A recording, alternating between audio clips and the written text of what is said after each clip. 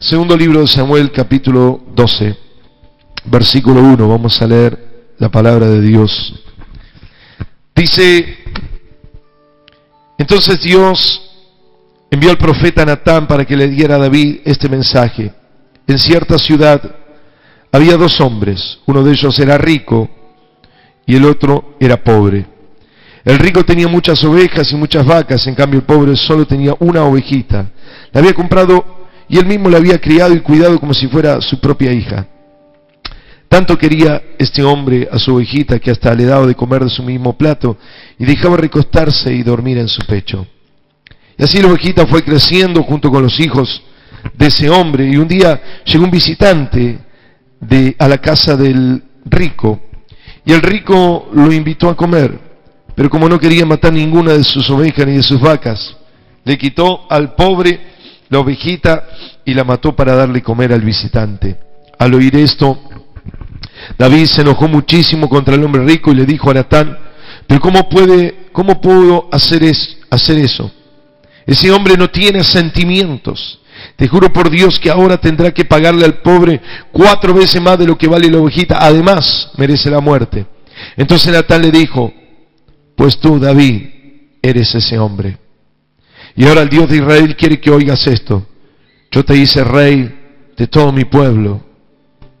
Yo te cuidé para que Saúl no te matara. Hasta te di su palacio, sus mujeres, y aún te habría dado mucho más si tú lo hubieras querido. ¿Por qué te burlaste de mí, que soy tu Dios? ¿Por qué hiciste lo que yo prohíbo? En realidad, no fueron los amonitas quienes mataron a Urías, lo mataste tú. Y lo hiciste para quedarte con su mujer. Pero ahora, por haberte burlado de mí y por haberle quitado a Urías su mujer, siempre habrá en tu familia muertes violentas. Tus propios hijos te harán sufrir mucho.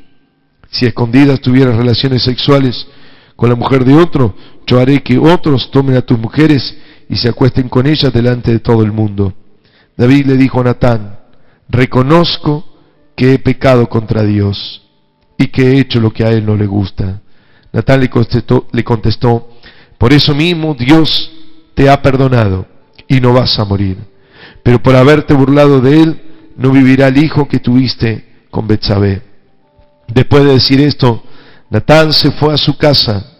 En efecto, Dios hizo que el niño se enfermara gravemente. David no comía nada y se pasaba toda la noche tirado en el suelo, rogándole a Dios que curara al niño. Sus consejeros le pedían que se levantara del suelo y que comiera, pero David se negaba a hacerlo. Al 7º día, el niño murió. Los consejeros no se atrevían a decirle nada a David, porque pensaban: si cuando el niño aún vivía le pedíamos que comiera y no nos hacía caso, ahora que el niño ya murió, es capaz de hacer una tontería.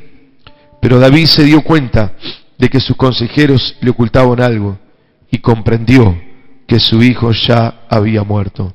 Entonces dijo: ya murió el niño, ¿verdad? Y los consejeros le contestaron: sí, ya murió. De inmediato David se levantó del suelo, se bañó, se perfumó y se cambió la ropa. Luego fue a adorar a Dios a la carpa, al tabernáculo, donde estaba el cofre del pacto, y cuando regresó a su casa, pidió que le sirvieran de comer y comió. Hasta aquí leemos. ¿Cuántos dicen amén a su palabra en esta mañana? El mensaje se llama El día en que fallé. Nadie piensa o cree o dice: bueno, hoy voy a hacer lo malo, o yo soy malo y ahora hoy me toca hacer cosas más malas. Nadie en sí mismo se cree o se siente o dice o establece que está haciendo, que va a hacer lo malo. Aún las cosas se tergiversan, se cambian, ¿no es cierto? El ladrón que sale a robar no dice que va a robar, dice: voy a trabajar. Porque nadie se hace cargo de la maldad, nadie asume, ninguno de nosotros asumimos la maldad. Sí, así se van cambiando las cosas, ¿no? Y aquel que defrauda o es infiel a su cónyuge dice, me mandé una travesura, es decir, no es algo malo, sino que es una travesura, es algo aceptable, podríamos decir. Al que miente, en lugar de decir mentira, es una mentira piadosa, es decir, bueno, hay un poquito de piedad en mí, es decir, yo no es que miento, no soy mentiroso, sino que estoy poniéndole piedad a las cosas, es decir, nadie, ninguno de nosotros asumimos la maldad, ninguno de nosotros nos hacemos cargo de que hacemos las cosas mal. Y aquí David, que había adulterado, que había mandado a matar a Urías, el esposo de Betsabé, para que no sepa, para que no se entere, para no enfrentar la realidad de que él había embarazado a su esposa Betsabé. Y lo mandó al frente de la guerra y le mandó a decir al capitán del ejército que lo abandone en frente al enemigo para que muera. David no se hizo cargo en ningún momento de lo que estaba haciendo mal. Él estaba haciendo las cosas mal. Y le ponemos siempre cosas o títulos o palabras agradables, no uno que agarra venganza y sale a matar a un ladrón, no es un asesino, es alguien que está bajo una emoción violenta, una situación natural y aceptable. Nadie, ninguno aceptamos las cosas malas, pero por una cuestión a veces de conciencia o de vergüenza o de lo que sea, acomodamos lo malo como si fuera bueno, y lo malo en realidad bueno no es tan malo. Siempre tenemos una buena justificación a las cosas. Pero quiero que hoy podamos enfrentar esta realidad del día en que nosotros hemos fallado. David había fallado por varias cosas que había cometido, cual no vamos a detenernos, simplemente se las nombro. En primer lugar, él falló porque no salió a la batalla. Todos los soldados, todos los generales, todos los líderes, todos los soldados, todos los guerreros salían a la batalla, como vimos la otra vez cuando llegaba el tiempo de la batalla, cuando llegaba la primavera, ¿se acuerdan cuando lo vimos? Salían a la batalla, pero David, en lugar de salir a la batalla, dice, la primavera es muy linda para ir a la terraza, a ver el sol, las palomas, a ver las nubes, la brisa, a ver qué lindo que se siente. Y en lugar de estar en la batalla, en el lugar de la guerra, comenzó a perder el tiempo. En lugar de meterse a enfrentar al enemigo que tenía que vencer, comenzó a ser seducido por la primavera, por el tiempo y en definitiva por una mujer que se estaba bañando, dice el texto. Después puede leer el capítulo anterior. No salió a la batalla, no salió a la guerra, y comenzó su derrota y comenzó su fracaso. En lugar de estar haciendo lo que debía hacer, se dedicó al ocio. Saben que, bueno, algunos decían que el ocio es la raíz de todos los males y todas las cosas, pero él en lugar de estar trabajando por un proyecto, por algo en su vida. Hermano querido, esto es una realidad. Cuando vos no estás abocado a un proyecto a mediano, corto y largo plazo, cuando no tenés un propósito de vida, hermano querido, el diablo se va a encargar de que tengas un propósito de fracaso, un propósito para que pierdas la visión de tu vida, para que pierdas el rumbo de donde tenés que ir, donde tenés que caminar. Si vos no tenés proyecto, rápidamente el diablo te va a poner un proyecto de muerte. Por eso uno tiene que estar, en lugar de estar ocioso, tiene que estar ocupado en un principio, en un proyecto de vida, en una visión, en un sueño, en un anhelo. Por eso el enemigo también mata los sueños. Hace tiempo ya estamos en la generación del desencanto, estamos en la generación de la desilusión, estamos en la generación donde no importa nada, no me interesa nada, no me importa importa las cosas, ni la vida, ni la muerte, ni fracasar, ni tener éxito, ni soñar, ni no soñar, simplemente satisfacer sensaciones del momento, deseos que vienen de pronto y punto, como una vida animal. El animal simplemente tiene hambre, come, tiene sed, bebe, tiene ganas de salir corriendo, sale corriendo, hace lo que viene por su instinto. Y nosotros, en lugar de tener una visión y un proyecto de vida, hermanos queridos, nos dedicamos al ocio, a la nada. Simplemente cuando me vengan ganas de hacer las cosas, lo que se me ocurra, lo hago. Y así le pasó a David. De pronto le agarró ganas de estar con esa mujer y la mandó a llamar. Y así comenzó a fracasar. Así comenzó un tiempo oscuro en su vida, que no fue nada fácil y nada corto. Pero después, donde falló, no solamente falló por no salir a la guerra, no solamente falló por estar en el ocio, sino que también falló por querer arreglar las cosas con parches. En lugar de enfrentar la realidad, en lugar de reconocer que había hecho lo malo, dijo, ¿cómo puedo tapar esto? Comenzó a pensar en los parches. ¿Saben que nosotros en nuestra vida diaria comenzamos a pensar en los parches? ¿Cómo podemos tapar las macanas que nos mandamos? ¿Cómo podemos tapar los agujeros que estamos haciendo? Y así entonces él le dijo, no, se van a enterar que yo embaracé a Betsabé y que hice semejante cosa. Así que lo mandó a llamar Urías y le dijo, tenés que descansar, Urías, hace mucho que estás en la guerra, anda con tu esposa.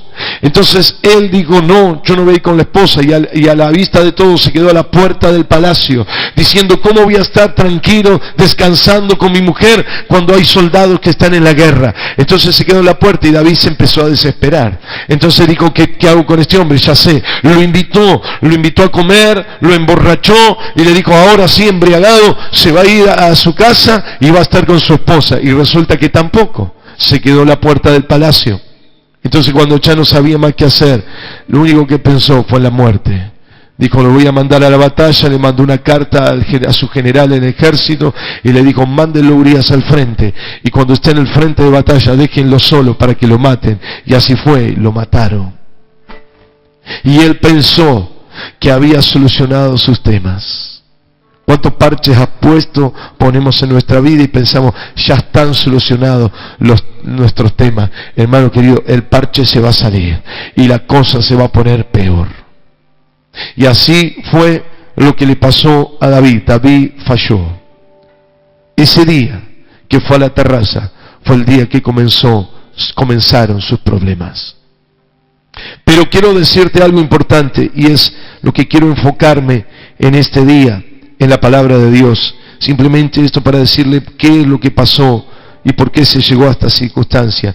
Pero la Biblia dice claramente que lo que el hombre sembrare, eso también cosechará. ¿Y cuáles fueron las cosechas de David? Y ahora quiero enfocarme en esto y quiero que usted se enfoque en esto. Primer cosecha de David, la primera cosecha de David fue que descubrió o salió de él un carácter negativo. Salió de él un carácter negativo. Comenzaron a evidenciarse, a manifestarse distintas situaciones en su vida que fueron la causa del día en que falló, del día en que no asumió su maldad, el día en que hizo y se sentó y trabajó en lo malo y perduró en lo malo. De hecho, hasta llegó el tiempo del nacimiento casi de su hijo, así que meses habían pasado en todo esto que le estoy relatando. Pero ¿qué es lo que pasó? Volvemos al punto. Descubrió su carácter negativo. Versículo 5 dice que David se enojó muchísimo con la historia que le contó Natán. Natán le contó esa parábola que dice, bueno, había un rico que tenía un montón de ovejas, tenía un montón de cosas, y el pobre tenía una sola ovejita que la quería la familia, la tenían ahí, comían de su plato, y el rico, cuando quiso darle de comer a alguien, en lugar de matar de tantos de sus animales, fue y mató la única ovejita. Y él dijo, escuche, dice la Biblia, que David se enojó muchísimo. Mire, esta es una evidencia de cuando andamos en el camino malo, cuando fallamos. El enojo sale de nuestra vida. Uno a veces se pregunta por qué y está enojado. Y evidencia esa situación, ese carácter donde empieza a enojarse con la gente, empieza a enojarse con uno, con el otro, con la familia, va en la calle, en el trabajo, la gente que nos rodea, en el tránsito, un montón de cosas, sale el enojo. ¿Por qué? Bueno, porque había una maldad instalada en el corazón de David, y eso hizo que brote su carácter negativo, y el enojo salió adelante. Y dice la Biblia que se enojó muchísimo, estaba totalmente enojado. Pero fíjense qué interesante, ¿por qué no estaba enojado con la gente? Aunque se enojó con Natán y con la historia de esa supuesta persona, y no se estaba dando cuenta que le estaban contando una parábola. Pero él en realidad estaba enojado con sí mismo, porque él era el de la ovejita, él era el rico que robó la ovejita, él era. Entonces esto nos evidencia que él estaba enojado contra sí mismo. Hay veces que nos peleamos con uno, nos peleamos con otro, nos enojamos con uno, nos enojamos con otro, nuestros hijos, nuestra esposa, nuestros amigos, fulano, mengano, y el enojo. ¿Y con quién estamos? Con nosotros mismos. Estamos enojados con nosotros mismos porque hemos hecho lo incorrecto, porque nos hemos equivocado, porque hemos fallado, porque hemos dejado que la maldad se instale en nuestra vida, en nuestro corazón, porque hemos defraudado a Dios, porque hemos defraudado nuestra propia vida, nuestra propia familia, hemos defraudado al Señor y todo lo importante que Dios nos dio. Entonces estamos enojados con nosotros, y nosotros estamos mal. Entonces nos encontramos con alguien y nos enojamos, somos nosotros. Nos encontramos con un ser querido, nos enojamos, con un compañero de trabajo, nos enojamos. Hermanos queridos, el enojo que tenemos evidencia que hay una maldad que está metida, que está intrínseca, que está metida dentro de nuestra vida. Y nos enojamos y nos peleamos, insultamos, hacemos responsable a los demás de lo que está pasando, que tenga que morir. Dice, mire, le dijo, ¡ay, ese hombre va a tener que pagar por 4! ¡Qué malo que es! Era él, y no se dio cuenta. Hermanos queridos, cuando estamos enojados, cuando estamos en maldad, comienzan a salir cuestiones negativas. Y dice que esta persona, dijo él, no, dice, David se enojó muchísimo. Y dice, ¿cómo puede ser esto? Es que este hombre no tiene sentimientos. Es decir, que hay personas que cuando vienen maldad no tienen sentimientos. ¿Qué es esto? Que no tienen una impresión. Esto es lo que dice la definición de un sentimiento. El sentimiento es la impresión en el alma de lo que pasa espiritualmente. Lo dice así el diccionario. Es la impresión, es decir, el efecto que produce en mi alma, en mi mente, en mis emociones, lo que sucede espiritualmente. Y este hombre, David, era él el que no tenía sentimientos. Cuando hay maldad, ya no hay sentimientos. Ya no sentimos nada. Ya no sentimos ni a Dios, ni al diablo, ni lo bueno, ni lo malo. Ya nos resbala todo. La maldad hace que el corazón se endurezca. La maldad hace que el corazón y la mente se nuble, a tal punto que David estaba hablando con Natán como si estuviese hablando de un extraño, y le estaba contando en parábolas su perfecta y terrible historia que estaba viviendo. Y David jamás se sintió por aludido. Él nunca se dio cuenta ¿por qué? Porque él mismo dijo, ya no tengo sentimientos, hice cosas tremendas, asesiné, adulteré y ya no me afecta. Llega un momento, hermanos queridos, y esto es terrible, que se pierden los sentimientos. Ya no sentí dolor, ya no sentí culpa, yo no sentí nada de las cosas mal que estamos haciendo, que estás haciendo, que hacemos, que cometemos. Entonces se descubrió un carácter negativo. Se descubrió el enojo, la falta de sentimientos en la vida de David. Hermanos queridos, cuando nosotros hacemos lo malo, empezamos a perder los sentimientos, nos empezamos a enojar, empieza a brotar todo lo malo. Y estamos mal. Peleamos con fulano, con mungano, estamos mal. ¿Por qué? Porque hay una raíz de maldad en nuestro corazón, porque fallamos. Por eso le estoy hablando, el día que fallé, y David no se dio cuenta que ese día comenzó una decadencia en ese tiempo. Fue un año de derrota para David.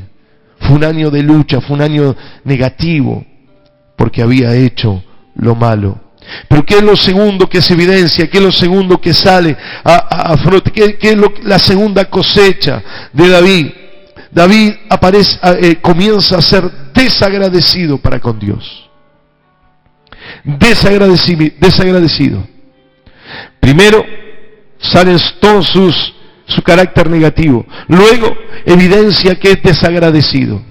Dios le había prosperado, Dios le había bendecido, Dios le había dado fuerza, Dios le había dado un reino, el reino nada más ni nada menos de Israel, su propio pueblo, y Dios lo levantó, y Dios lo ungió, y Dios le dio fuerza para enfrentar a Goliat y para enfrentar a los filisteos, a los amonitas, a los amalecitas. Estaba de victoria en victoria, de poder en poder, de gloria en gloria, de triunfo en triunfo, y en lugar de estar agradecido, y en lugar de estar contento con Dios, con todo lo que había hecho, con todo lo que había dado, con todo lo que le había prosperado, y encima le dijo Dios, mirá, que aún te hubiese dado más, si pedías más.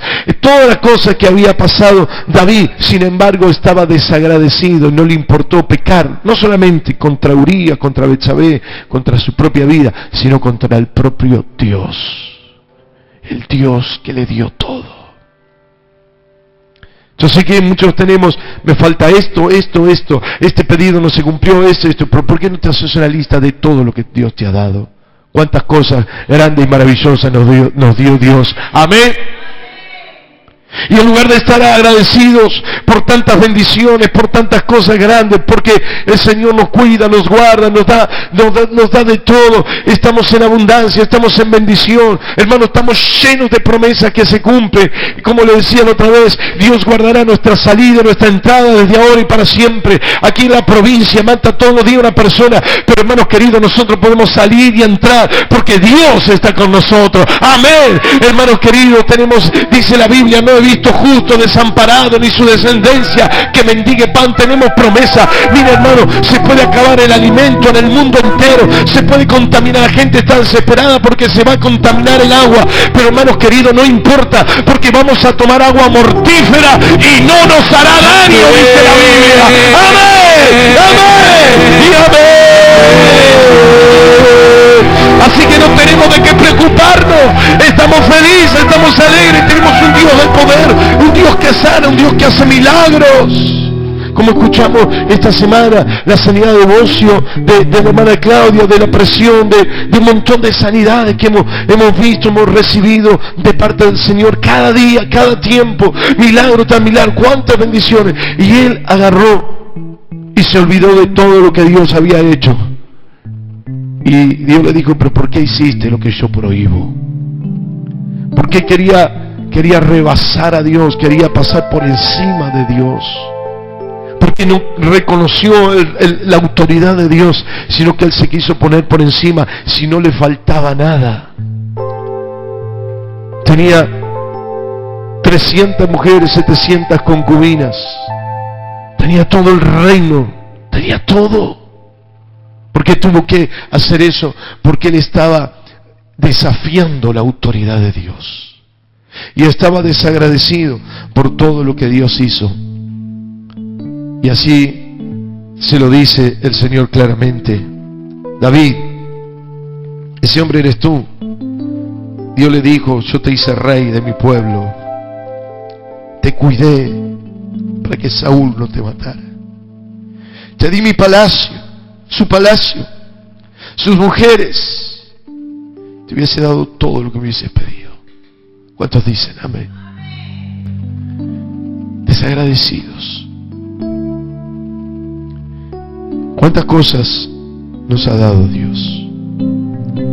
Yo quiero que cierre los ojos un instante. ¿De cuántas cosas nos libró el Señor? ¿Dónde estaríamos hoy? ¿Dónde estaríamos hoy? Hoy estamos aquí en su presencia.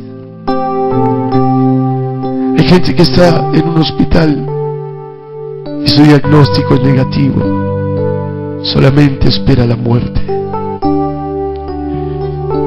Si usted recorre el Garrahan, verá un montón de niños pasando su niñez en una cama. El otro día veíamos como un indigente lo empujaron como si fuese una bolsa de papas. Ayer otro indigente lo prendieron fuego divirtiéndose unos vándalos. Y Dios te dice y nos dice: si yo te hice rey. ¿Cuántos dicen amén? ¿Cuántos dicen amén? Yo te hice rey, dice el Señor. ¿Por qué dejaste esa corona? ¿Por qué dejaste tu posición de rey y te hiciste un miserable asesino y adúltero? ¿Por qué cambiaste tu posición? ¿Por qué cambiaste tu posición? Si yo te hice rey, dice el Señor, ¿por qué sos desagradecido? ¿Por qué sos desagradecida? Pero hermanos queridos, le digo dos cosas más y terminamos. Estableció en tercer lugar el tercer fruto, la tercer cosecha. Estableció maldición sobre su familia. Estableció una maldición sobre él y sobre sus generaciones. No solamente él comenzó a vivir una vida triste y amargada, no solamente dice que estuvo ahí tirado porque vio que llegó la enfermedad a su casa. Llegó Betsabé, el hijo con Betsabé estaba enfermo, así que se tiró y dice que lloró y amargado en el piso, estuvo tirado sin comer amargamente un montón de tiempo, de días, tratando de salir de esa situación. Pero él estaba masticando, él estaba tomando esas lágrimas que había sembrado por medio de la maldad que dejó que se meta en su corazón. Él estaba sufriendo. Betsabé dice que murió su esposo, así que estaba de luto, estaba mal cuando estaba con su criatura en su panza. El niño murió, pero dice la palabra que después Absalón, escuche bien, dice que después Absalón también comenzó a pecar. Dice: vos hiciste en secreto, en público vas a ver lo que hizo. Y Absalón, su propio hijo, agarró a sus mujeres y las violó en la misma terraza donde él estaba. Él estaba estableciendo maldición sobre su casa. Hermano, nuestros actos de maldad lo único que hacen es establecen maldición sobre nuestras generaciones. Y trajo maldición sobre Absalón. Y dice: y habrá siempre en tu casa muertes violentas. Así murió colgado de los pelos Absalón. Le clavaron una lanza. Se mataban entre los medios hermanos. Se violaban, la violaron a una de sus hijas. Eso fue lo que pasó por causa de que su maldad estableció una herencia de maldición sobre su familia. Hermanos, tremendo lo que estaba pasando, tremendo. Pero él necesitaba volverse humilde. De hecho, se vuelve humilde y lo dice en el Salmo 51 cuando él se arrepiente. Él dice: tú miras a aquel que es humilde. Es decir, el que es humilde se da cuenta de que ha hecho las cosas mal y deja de culpar a los demás y comienza a tomar responsabilidad de su propia vida. Y comienza a poner en orden su vida. Y él dijo: Señor, tú no quieres sacrificio, tú no quieres que yo te den una ofrenda y que te cante un lindo salmo, porque él era salmista, David. Pero él dijo: tú quieres un espíritu humilde. ¿Cuántos dicen amén? Humilde es un espíritu capaz de reconocer la maldad y el pecado y comenzar a cambiar de vida. Estableció la falta de lealtad, la maldad, el asesinato, la violación, la muerte. A partir de ese momento estableció una maldición tremenda sobre su familia. Por eso la consecuencia, escuche, la consecuencia, el fruto, la cosecha de lo que él sembró fue una cosecha muy mala, muy negativa. Fue algo feo, fue algo destructivo. Su mal carácter, enojo, falta de sentimiento, etc. Fue desagradecido, abandonó su lugar de rey para ser un adúltero y un asesino. Trajo maldición sobre su vida, sobre el hijo de Betsabé, sobre Absalón, sobre toda la familia, sobre Tamar, sobre todos los que vivieron y murieron mal. Pero hay algo, porque este es el mensaje de esperanza. Aún en medio de lo malo puede brotar lo bueno, por amor de Dios y por gracia de Dios. No es que nosotros debemos plantar lo malo para cosechar lo bueno. Sin embargo, Dios dice que Él transforma la maldición en bendición. Amén. ¿Cuántos dicen amén? Dios transforma la maldición en bendición. Entonces la cosecha última fue tal vez la mejor. Por gracia y misericordia de Dios, tuvo un profundo quebranto delante de Dios. Es decir, después de todo lo que sembró, esto le ayudó y le sirvió para quebrantarse profundamente delante de Dios. Versículo 13. David le dijo a Natán: reconozco que he pecado contra Dios. El reconocimiento, el arrepentimiento, la confesión. Ya no voy a ocultar más. Ya hice desastres. Que voy a seguir justificándome. Voy a seguir hablando de que voy a hablar. Reconozco que he pecado contra Dios. Ojalá sea nuestra oración cada día. Reconozco que he pecado contra Dios. Comenzó a darse cuenta de su pecado, de su maldad. Valoró la palabra del profeta. Dijo: bueno, no me moleste, Natán, que sabés vos lo que es el rey, que sabés lo que estoy pasando. Él se postró y dijo: Natán, esa es palabra de Dios para mí. Eso es lo que tú me estás diciendo de parte del Señor. Reconozco que he pecado. Alguien diga amén. Reconozco que he hecho lo malo. Así que se humilló delante de la palabra de Dios, se humilló delante del Señor y del profeta de Dios.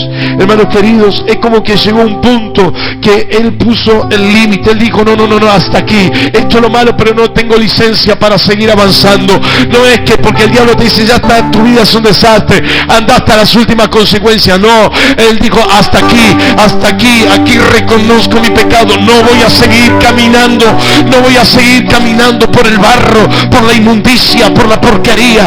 Voy a limitarme. Dice: porque has reconocido, le dijo: Dios te ha perdonado y no vas a morir. Amén. Es decir, que Dios no va a hacer que nosotros paguemos conforme a lo que merecemos, porque vino arrepentimiento. Hermanos, que venga el quebranto y el arrepentimiento sobre nuestra vida. Alguien diga amén. Gloria a Dios. Y vino el quebranto de parte de David.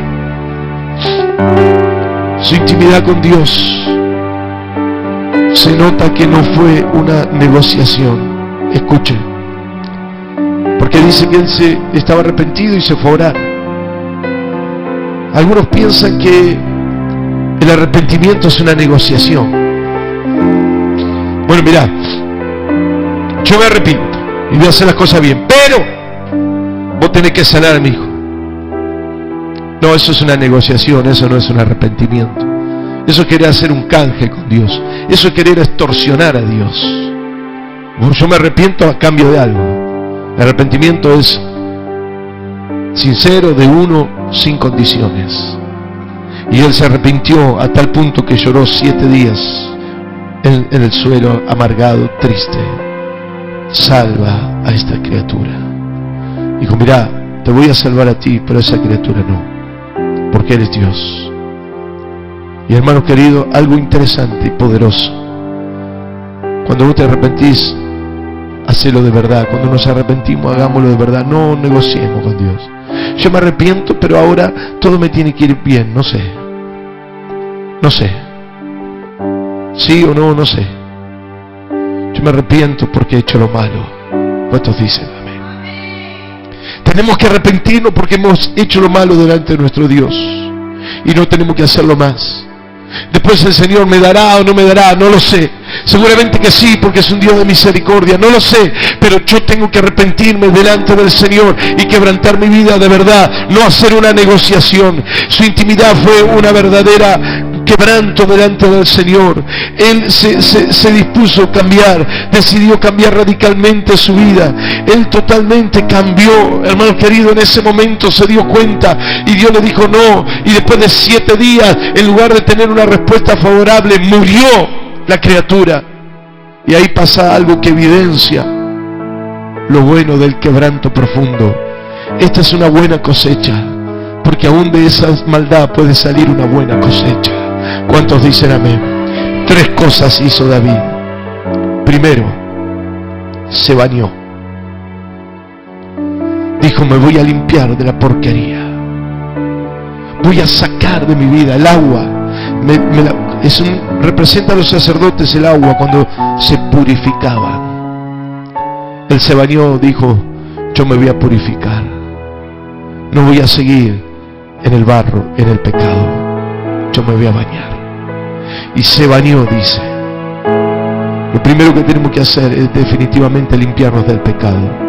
¿Cuántos dicen amén? Terminar ya de revolcarnos en la basura, en el chiquero de Satanás. En el nombre de Jesús tenemos que, dice que se bañó, se decidió sacar el pecado, la suciedad y la maldad. Voy a sacarme. Pero si usted lee después en Salmo 51, cuando él se arrepiente, en el versículo 10 dice, lávame con hisopo. No se quería dar un bañito nada más, sino que el hisopo se metía en las heridas del que tenía lepra y tocaba y limpiaba los huesos del leproso. Y así le estaba diciendo el Señor, no quiero un bañito, no hace falta que te des una duchita, sino que te laves hasta lo profundo de tu corazón, que el Espíritu Santo nos limpia hasta lo profundo de nuestro alma. Amén. Segundo, dice, se perfumó. Algunos piensan que va y tiene que comprar ahora un Col Bernard o un Vican, no sé, no. El perfume sale de la presencia de Dios. Después que te bañas, metete en el lugar donde hay un perfume maravilloso, que es el aroma del Espíritu Santo. Si dejas el pecado, no pierdas tiempo. No estés dando vuelta, porque simplemente vas a volver a caer. Pero salí de ese lugar y metete en el secreto, porque ahí hay un perfume maravilloso. Hay un perfume que inunda tu vida. Mire, a veces estamos acá orando y poniendo las manos, y yo en mi casa me lavo las manos porque tengo un olor a perfume. Especialmente las mujeres, no sé, se perfuma la cabeza. Un perfume tremendo, se impregna. Hermanos queridos, David se perfumó. Yo quiero tener el perfume del Espíritu Santo, no de la maldad, del pecado y de la violencia y del engaño y de la infidelidad. ¿Cuántos quieren el perfume de Dios? Tercero, se bañó, se perfumó y se cambió la ropa. Se vistió con la ropa de rey. Se sacó la ropa del adulterio, se sacó la ropa del engaño, se sacó la ropa del asesinato, se sacó la ropa de la terquedad, porque fue terco, ni siquiera escuchaba ni entendía la profecía, la parábola de Natán, y se cambió la ropa. Yo creo que ahora que hemos dejado el pecado, que nos hemos perfumado con el Espíritu Santo, dice la Biblia, vístanse del Señor Jesucristo. ¿Cuántos dicen amén? Póngase de pie, por favor. Cierre sus ojos. Dice la palabra de Dios, Cierra sus ojos, por favor. David compuso este salmo después de que tuvo relaciones sexuales con Betsabé. El profeta lo reprendió por haber cometido adulterio y asesinato.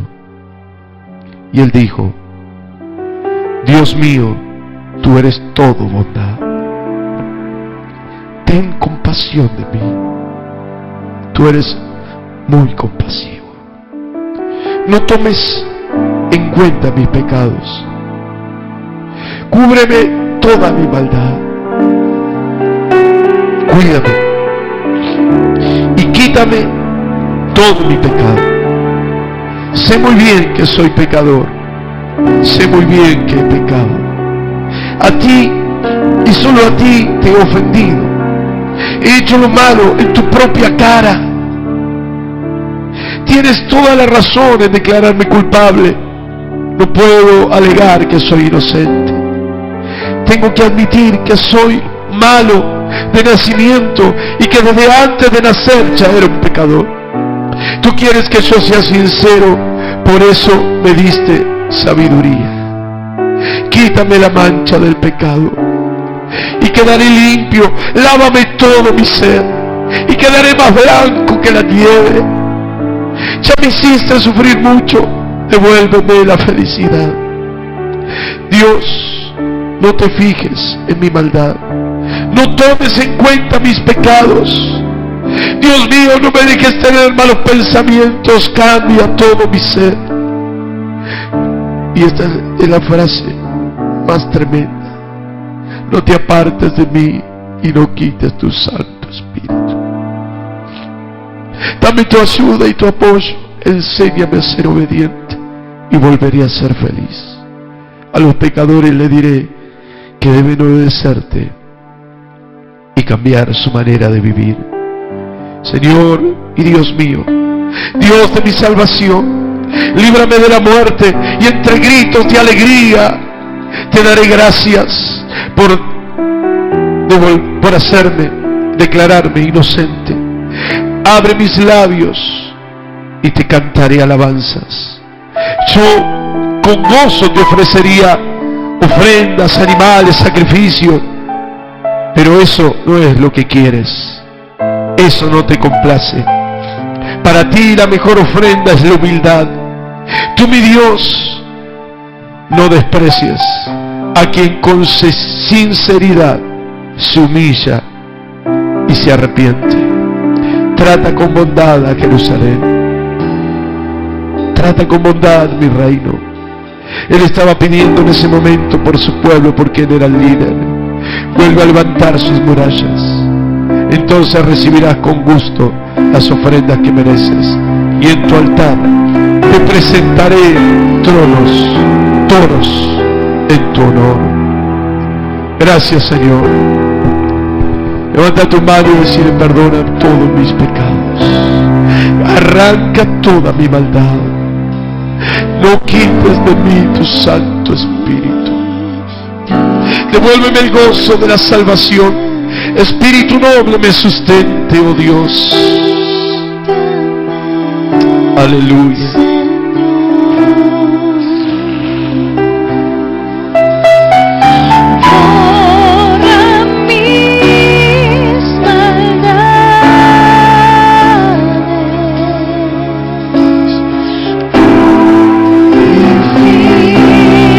No estamos para apartar al Espíritu Santo. Queremos que Él habite en una vida que le agrade. Por supuesto no podemos hacerlo por nosotros mismos. Por eso le pedimos al Señor: amado Dios, no quites de mí tu Santo Espíritu. Devuélveme el gozo de la salvación y Espíritu noble me sustente. Borra todos mis pecados y guíame por el camino recto. Aleluya, vamos.